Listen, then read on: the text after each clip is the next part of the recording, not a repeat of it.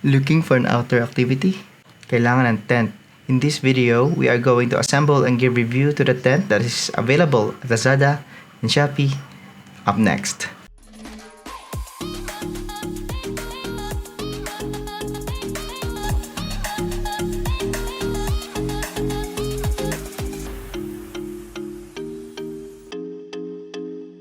Welcome to JOATMOS Zone. This is Albert, your jack of all trades, master of some, helping you decide what's worth for your bucks in less time.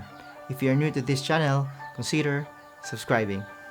This video will help you find out if a tent is worth the price. I will also leave the link of the shops in the description below. Let's jump into the video. The package includes, of course, the storage bag, pole, and roof cover. The tent,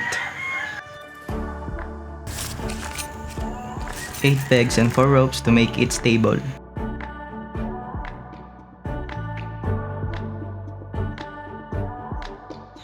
Unfold the poles of the tent. Hold 2 sides of the center axis of the tent and lift it to open the tent. You can open 4 sides of the tent to let the light come in.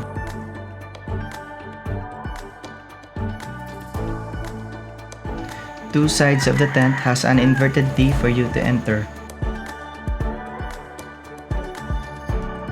You can cover the top with the roof cover, then hook the 4 corners to the tent frame to fix it.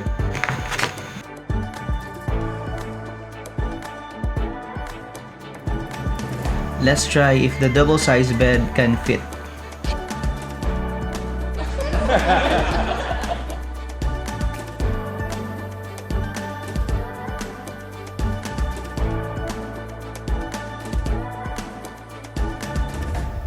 Assemble the poles.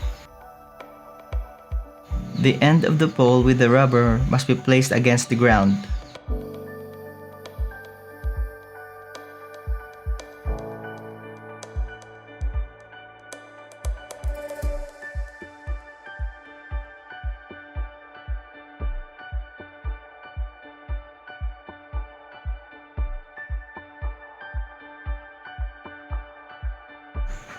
Checking the space inside. It's more or less 6 feet by 6 feet. You can sit comfortably without slouching your back.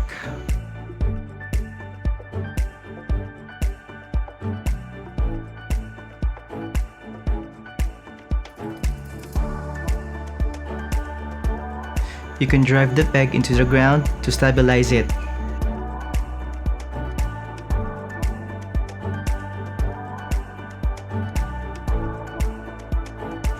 Insert into the 4 corners. You can open the roof cover if you want.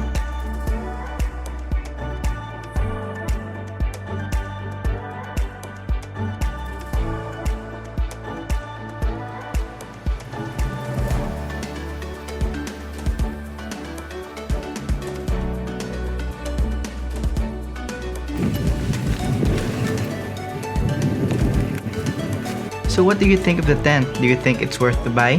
Is there a better option? Let me know in the comments below.